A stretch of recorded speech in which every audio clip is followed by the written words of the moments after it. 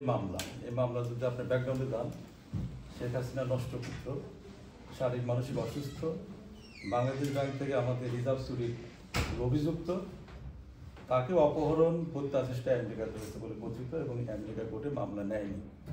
তখন বাংলাদেশে কোর্টে করা হয়েছে যে ব্লাডি জাজ ছিল, ওকে জুদা বেটা করা দরকার। সে জুদা বেটা আসলে মানে পলাতক, সে এই মামলাতে কোনো কাউকে ঢুকতে দেওয়া হয়নি, কনফাইন্ড জাজ হয়েছে এবং এই নূর ব্লাডি চাকর সমস্ত নথিপত্র আটকায় রাখছে, কেউ দেখেনি, এখনো জাজমেন্ট কি সেটাও জানে না। এমন একটা মামলায় আমাদের ইঞ্জিনিয়ার সাহেব আমাদের প্রাণের মানুষ, যেমন একটা কথা আমি স্মরণ করি, ওনার সাথে অনেক অনলাইনে যখন কিছু তখন শুধুই বলতেন যে দেশে গণবিপ্লব ছাড়া কোনো মুক্তি নেই, এর সঙ্গে কিছু হবে না। আমি মাঝ মাঝে অন্যভাবে আমি মানে মানে কিছুই না, তারপরে আমার মাঝে মাঝে আতঙ্কিত, আমি মাঝে মাঝে ঘুমাই না, এই বুঝে এই সরকার, এই বুঝে হাসিনা চলে আসো। বাংলাদেশে কোনো আওয়ামী লীগের স্বাভাবিক জীবন যাপন করার অধিকার নেই। আমি পার্সোনালি একজনের 500 পাউন্ড আমি মাইনাস করে দিয়েছি, তোর স্বাভাবিক জীবন যাপনের অধিকার নেই। যে যার অবস্থান থেকে ব্লাডি আওয়ামী লীগ যারা এখনো সমর্থন করে আওয়ামী লীগের কারোর রাইটস নাই দেশে ভালোভাবে জীবন যাপন করা। চরম একটা ভুয়া মামলা এবং এটা চরম অন্যায় করা হয়েছে। সরকার যদি জানে, আমার প্রশ্ন, সরকার যদি জানে এটা চরম একটা আইন উপদেষ্টা জানে, মানে সরকার জানে এটা চরম ভুয়া মামলা, তার সাথে চরম অন্যায় করা হয়েছে, তাহলে চরম ভুয়া মামলাটা তারা যে কাজগুলো করতেছে এখন পর্যন্ত কোনো আইন দ্বারা স্বীকৃত না। ভবিষ্যতে কোনো একটা গভর্নমেন্ট আসে তাদেরকে স্বীকৃতি দিতে হবে তাদের আইন, তাদের কর্মকাণ্ডের। সুতরাং তারা যেখানে বেআইনিভাবে অবস্থান করছে, তারা একটি চরম অন্যায় জেনেও মাহমুদুর রহমান এয়ারপোর্টে পৌঁছা মাত্রই নিজে ঘোষণা করেছেন যে আমি শুক্রবার আসেন, তিনি বলতে আমি রবিবারে আদালতে যাব, হাজির হবো, আমার বিরুদ্ধে শাস্তি আছে, আমি যাব। শেখ হাসিনার পেশিবাদী আদালত, শেখ হাসিনার ফরমাইশি রায়, সেই রায়ে ওনার শাস্তি হয়েছে, তিনি ঘোষণা দিয়ে তিনি রোববার, এই একদিনের মধ্যে তারা তো একটা সিদ্ধান্ত নিতে পারতেন সরকার, কিন্তু সরকার এটা আসলে কোনো পাত্তাই দেয় না। শ্রদ্ধা তখন হতো মাহমুদুর প্রতি যদি তারা সম্মান দেখাতেন, তাদের অনেকগুলো হয়েছিল, আমাদের আইনজীবী নেতৃবৃন্দ অনেক কিছু বলছে, আইনজীবীরা অনেক পদ্ধতি বলছেন, তারা সর্বশেষ এইটাও করতে পারতেন, তাদের যে আদালতে উনি গেছিলেন ওই আদালতে বলতে পারছেন তুমি বিব্রত হয়ে তাকে ফেরত দিয়ে দিও, যে তুমি বিব্রত হয়ে তুমি তারটা শুনলো না, তারা তো এতটুকু মেসেজ দিয়ে দিল, তো সেটা তাও মাহমুদুর রহমান সাহেব কোর্ট থেকে একটা মোটামুটি একটা সম্মান নিয়ে ফিরে আসতে পারতেন, কিন্তু তারা সেটা করেন না, তারা সেটা করতে ব্যর্থ হয়েছে। দ্বিতীয়ত হবে যে যেটা বলা হয়েছে, অন্যান্যরাও বলেছেন যে এই পর্যন্ত শেখ হাসিনা রেজিমের আন্ডারে যতগুলো রাজনৈতিক মামলা হয়েছে সবগুলো মামলা খারিজ করে দিতে হবে এবং তার জন্য সরকার যেন একটা কমিশন গঠন করে, তারা লিস্ট করবে। আমাদেরকে আজও খুঁজে বের করতে হচ্ছে কে গুলি খাইল, কার চোখ অন্ধ আছে এবং কে হসপিটালে আছে। গভর্নমেন্টের কাছে এখন পর্যন্ত লিস্ট নাই। যাদের রক্ত, যাদের চোখ, যাদের অঙ্গহানির বিনিময়ে তারা আছে ক্ষমতায়, তারা জানে না যে কোথায় কে আহত হয়ে পড়ে আছে। গত কয়েকদিন আগে খুবই দুঃখজনক, একজন মা, অসহায় মা, তার সন্তান এই আন্দোলনের শহীদ, তার লাশ আনতে গিয়ে তার হাতে টাকা নাই, সবাই আপনারা দেখেছেন, হাসপাতালে টাকা জোগাড় করতে পরে 12,000 টাকা দিয়ে তাকে দাফন করতে দিয়েছে। কোথায় সরকার, কোথায় বিপ্লব? তো সবাই তো আমরা পাওয়ার নিয়ে আসি, জেল থেকে বের হয়ে তিনি কিন্তু যেখানেই বক্তব্য রাখতেন গণ আন্দোলনের কথা বলতেন। আমরা কখনো কখনো নির্বাচন দাবি করতাম, কারো কারো পদত্যাগ দাবি করতাম, এগুলো হতো, কিন্তু মাহমুদুর রহমান প্রথম গণ আন্দোলন দাবি করেছে। সেই গণ আন্দোলন আজকে এই 2024 এর অগাস্টে এসে তারা জানানো ক্ষোভ থাকতে পারে, কষ্ট থাকতে পারে, কিন্তু উই হ্যাভ দ্যাট অপশন। আগে যেটা ফ্যাসিজমের সময় ছিল না, উই উইল টেক, যে তোমরা বিপ্লবের সরকার, বিপ্লবের স্পিরিটকে ধারণ করে you need to take this decision, and this is so significant. Mahmudur Rahman পথ দেখাইছে, এই পথে এই সরকারের আমলে আর কাউকে যেন ফ্যাসিজমের আওতার শাস্তি নিয়ে জেল, জুলুম, পুলিয়াতে যেতে না হয়, এটা কোনোভাবেই মানে গ্রহণযোগ্য না। এই আদালতের বিচারক যারা রয়েছে তারা কারা? আমি এখানে অ্যাটর্নি জেনারেল সাহেবকে জিজ্ঞাসা করলাম, আমাদের জনগণকে জিজ্ঞাসা করলাম, ফখরুলকে জিজ্ঞাসা করলাম, মাহমুদুর রহমান জেল হওয়ার কারণ কি? কারো কোনো কথা নেই, এই কথাই বলতে চাইছেন। কারণ ভক্ষক যখন ভক্ষক হয়, শাসক যখন শাসক হয়, সেই দেশের কোনো চেইন অফ কমান থাকে না, সেই চেইন অফ কমান হয় না, হবে না। যদি ডক্টর ইউনূস স্যার, আমরা তাকে সেলুট জানাই, খালি আবু সাঈদ একা চলে গেছে, আবু সাইদ দেখা যায় না, তারা আন্দোলন করেছে 1 মাস, আমরা করেছি 16 বছর। আমাদের নেত্রী, আমাদের দেশনেত্রী বেগম খালেদা জিয়া, আমাদের মাহমুদুর রহমান সাহেবের সাথে ওই থেকে টার্কিশ থেকে দেশে যাওয়ার 1 সপ্তাহ আগের কথা বলছিলাম, সালাম দিয়েছি, বলছে মাওলানা দেশে যাবে। অ্যাক্টিভিটি চলছে এই ক্ষেত্রে আমরা যারা পেশাজীবী বা বিভিন্ন শ্রেণীর পেশার মানুষ পৃথিবীর বিভিন্ন প্রান্তে জড়িয়ে ছিটিয়ে আছি, আমাদের একটা দায়িত্ব আমরা কথা বলা, আমাদের ভয়েস রেজ করা, যেটা আমরা বিগত 24-এর গণ অভ্যুত্থান, 24-এর আন্দোলনে আমরা লন্ডন থেকেও করেছি বা পৃথিবীর বিভিন্ন প্রান্ত থেকেও আমরা এই গণ অভ্যুত্থানে বিভিন্ন অংশগ্রহণ করেছি।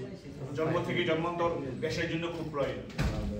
আমি শুধু একটু কথা বলতে চাই, সেটা হলো যে আসলে আমার কাছে মনে হচ্ছে যে কোথাও গুপ্তি মেরে এখনো কিছু সংখ্যক লোক বিভিন্ন পর্যায়ে বিভিন্ন জায়গায় অবস্থান করতেছে। তিনি বলেছিলেন যে ইন্ডিয়ার আগ্রাসন, তাদের যে আগ্রাসী শক্তি বাংলাদেশকে গ্রাস করতে যাচ্ছে, এই কথাটি সর্বপ্রথম আমাদের মাহমুদুর রহমান স্যার বাংলাদেশের মানুষকে আমরা একটা মুভমেন্ট করলাম, আমাদের আইনজ্ঞ, আইনবিদ, বিজ্ঞবান অনেকজন আছে।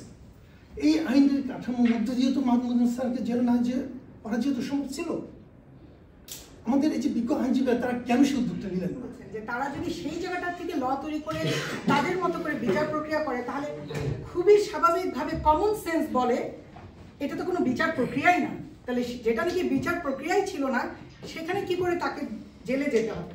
তো আমার কাছে কেন জানে মনে হয় যে আমি যদি মাহমুদুর রহমান হতাম আমি কি করতাম, এই প্রশ্নটার উত্তর আমি বলি। একজন দেশপ্রেমিক হিসেবে আমি কোনো দিন ক্ষমা চেতাম না, কোনো দিন না। মুজিব ভাই যেটা বলেছেন, প্রতিবার আমাদেরকে দেখিয়েছে, পথ দেখিয়েছে কি করে অন্যায়ের সঙ্গে প্রতিবাদ করতে হয়, জিহাদ করতে হয়। এবং এটাই কিন্তু ব্যাপার, যেখানে দুটো বিষয় আছে। এক, উনি অন্যায়ের সঙ্গে মাথা নত করেনি, এবং দ্বিতীয়টা হচ্ছে মুজিব ভাই যখন বলছিলেন, আমি বারবার বলছিলাম, ইটস এ অ্যালার্ট। এটা আমাদের অন্যান্য নেতাদের জন্য অ্যালার্ট যে ওনার এই জেলে যাওয়াটা থেকেই কিন্তু আমরা আজকে সচেতন হয়েছি। গ্রেফতার করা হয়নি, উনি সারেন্ডার করেছেন, তাকে জেলে নিয়ে যাওয়া হয়েছে। বাংলাদেশ কিন্তু এটাকে কেন্দ্র করে বিভিন্ন ইসলামিক শক্তি করে, বিশেষ করে জামাত বলেন, বিএনপি বলেন, হেফাজত বলেন, সবাই কিন্তু আন্দোলনে নামতে পারত। এই জন্য এই সরকারকে আপনারা অনুরোধ করবেন যে এরকম পরিস্থিতি যেন, এরকম ভুল যেন আগামী দিনে এরকম জনপ্রিয় ব্যক্তিদের ক্ষেত্রে আর কোনো রকম না ঘটে। তিনি একজন ব্যক্তি নন, তিনি একটা প্রতিষ্ঠান। তিনি বাঙালি জাতিকে দেখিয়ে দিয়েছেন কিভাবে জিহাদ করতে হয়। জিহাদ শব্দের অর্থ কি, যেটাকে মানে অবমূল্যায়ন করা হয়। আমি একটা অনেক আগে আমি যখন ইউনিভার্সিটিতে পড়ি, তখন সাইয়েদ জিল্লুর রহমান অবজারভার পত্রিকায় লিখতেন। তিনি একটা লেখা লিখছিলেন, fundamentalism is a misnomer. Fundamentalism হলো একটা ভুল না। আসলে কি যে জিহাদ শব্দটা আপনি দেখেন সূরা বাকারার 190 নম্বরে আল্লাহ পাক রব্বুল আলামিন বলেছেন যে যারা তোমাদের সাথে যুদ্ধ করে তাদের সাথে তোমরা যুদ্ধ করো। আর don't cross the limit. Allah does not like the people who are the transgressors, যারা লিমিট ক্রস করে। তো সেক্ষেত্রে দেখেন অন্যায়ের প্রতিবাদী হওয়াটাই একটা জিহাদ।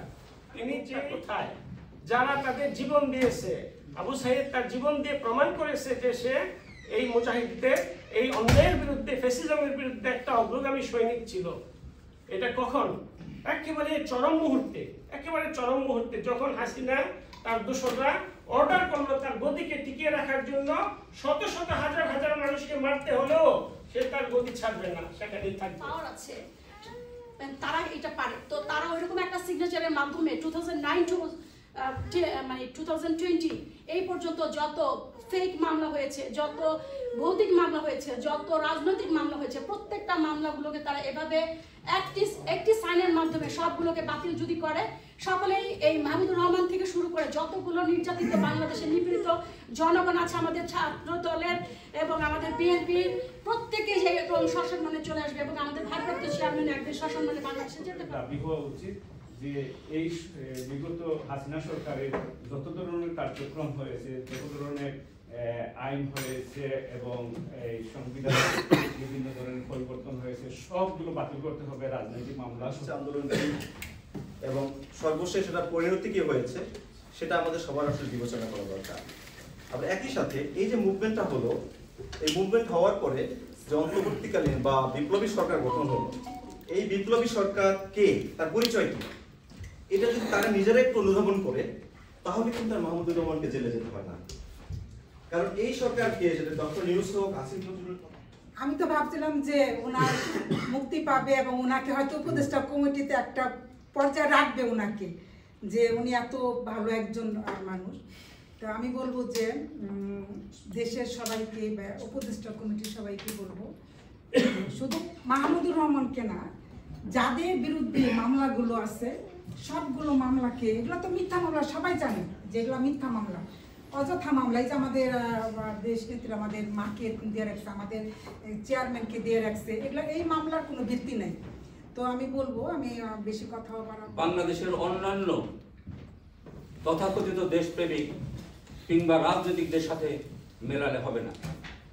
শফিক রেহমানকে আমরা অত্যন্ত শ্রদ্ধার চোখে দেখি, আর অনেক ব্যক্তিবর্গের সাথে, যিনি তো ক্ষমা চেয়েছিলেন বিধায় তিনি তার মামলা খারিজ করে তাকে জামিন দেওয়া হয়েছে। আর মাহমুদুর রহমান ওনার ব্যক্তিত্ব অনুসারে আজকে যে আইন উপদেষ্টা, ওনার সঙ্গে ব্যক্তিগত আলোচনায় এটা উঠে এসেছে যিনি অত্যন্ত হাম্বল মাহমুদুর রহমানের প্রতি, এবং তার না করি তাহলে দেখবেন দীর্ঘ 17টি বছর, প্রায় কম সময় তার কিছুটা, যে নির্বাসিত বাংলাদেশের সবচেয়ে জনপ্রিয় সংগঠন বাংলাদেশ জাতীয়তাবাদী দলের ভারপ্রাপ্ত চেয়ারপারসন এখানে আছেন, তার বিরুদ্ধে অসংখ্য মামলা, মিথ্যা মামলা রয়েছে।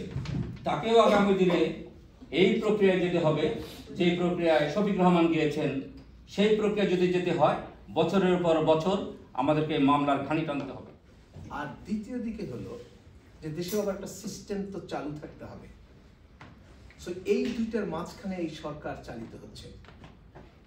সরকারের যেইটা প্রত্যাশিত ছিল সরকারের কাছে, সরকার গণ আন্দোলন সফল হওয়া পর্যন্ত যত রাজনৈতিক মামলা হয়েছে, হয়রানিমূলক মামলা হয়েছে, এই সকলের কার্যক্রম স্থগিত এবং মাটি করে কেন এই পদক্ষেপটা নিতে পারে না, বা সরকার এত সুন্দর সুন্দর সিদ্ধান্ত নিচ্ছে, তার মধ্যে সবচাইতে সময়ের দাবি যে যুগোপযোগী একটি সেগুলো খারিজ করা।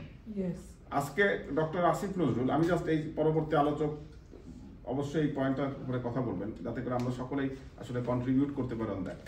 ডক্টর আসিফ নজরুলের কথা খুব মনোযোগ দিয়ে আজকে আমি শুনছি। I appreciate him, right?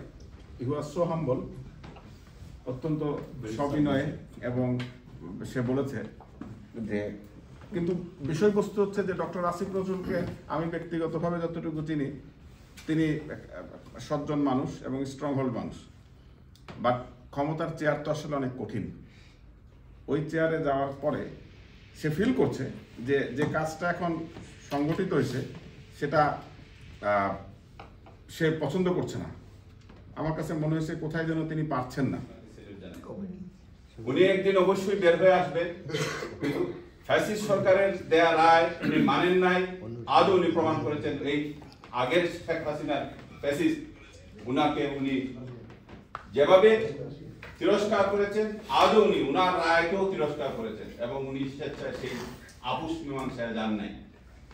তো আমরা এই সরকারকে বলবো, আপনারা হাজার হাজার ছেলেদের আত্মহত্যার বিনিময়ে, বাংলাদেশের হাজারো ছেলেদের রক্তের বিনিময়ে অর্জিত আন্দোলন সংগ্রামের যে সরকার, বিপ্লবী সরকার যাই বলি, আপনারা আপনাদের বিবেককে, আপনাদের মস্তিষ্ককে প্রসারিত করুন। ডক্টর আসিফ নজরুল আপনি বলেছেন, আমাদের সম্মানিত সেক্রেটারি এখানে বলেছেন, আমি ওইটুকু ইনফরমেশন আমিও পেয়েছি, এবং উনি যদি জামিন প্রেয়ার করে, আমার ভেরি সুন উনি বেরিয়ে আসবে, এটা আমার প্রত্যাশা।